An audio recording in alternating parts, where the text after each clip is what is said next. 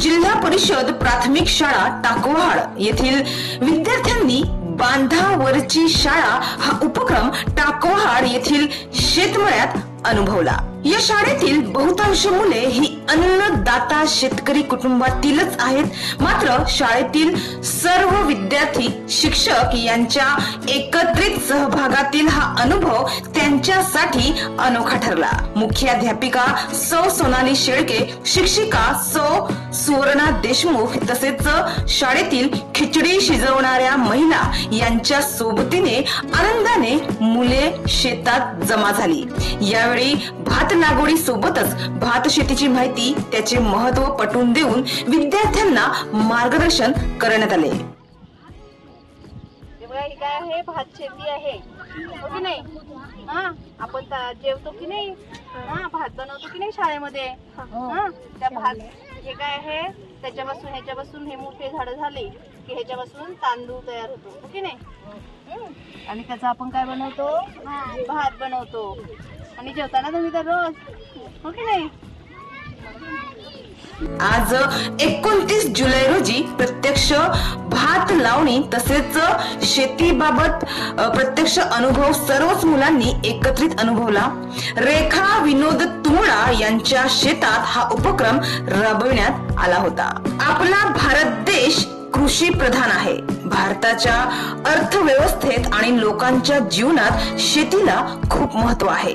शेती लागवडीचे संस्कार बालवयातच विद्यार्थ्यांवर होत असल्याने हा उपक्रम आदर्श ठरत आहे, ज्यात विद्यार्थ्यांना अभ्यासक्रमाबरोबरच प्रत्यक्ष कृतीतून दिलेले हे शिक्षण अधिक प्रभावी ठरत आहे। आता आपल्या सोबत आहे जिल्हा परिषदच्या टाकवहाड शाळेच्या मुख्याध्यापिका सोनाली शेळके, शिक्षिका मुख्याध्यापिका आहे, त्यांच्याशी बातचीत करूया।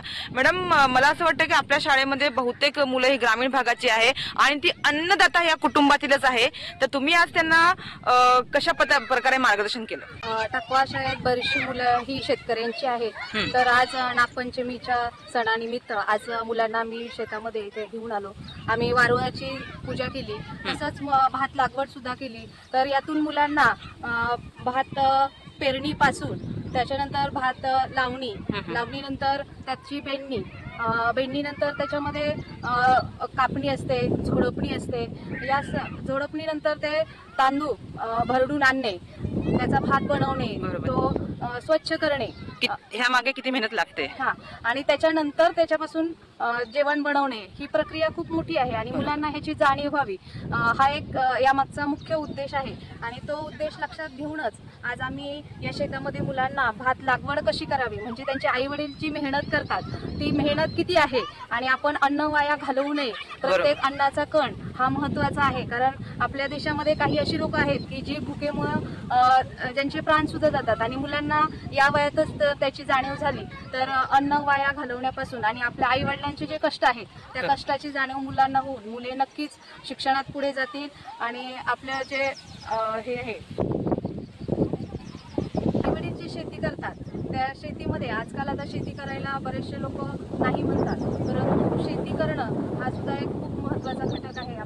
आपला भारत देश हा कृषी प्रधान देश आहे, बरोबर। शेती करणं हे सुद्धा खूप चांगली गोष्ट आहे की शेतीमधून आपल्याला अन्न मिळतं आणि हे अन्नदान करण्याचं काम हा शेतकरी करत असतो आणि आपले आई वडील हे खूप मोलाचं काम करतात, याची जाणीव विद्यार्थ्यांना व्हावी, हा यामागचा उद्देश होता। आणि आज आम्ही या छोट्याशा शेतामध्ये मुलांना हा छोटासा उपक्रम घेऊन हा कार्यक्रम आम्ही इथे साजरा केला।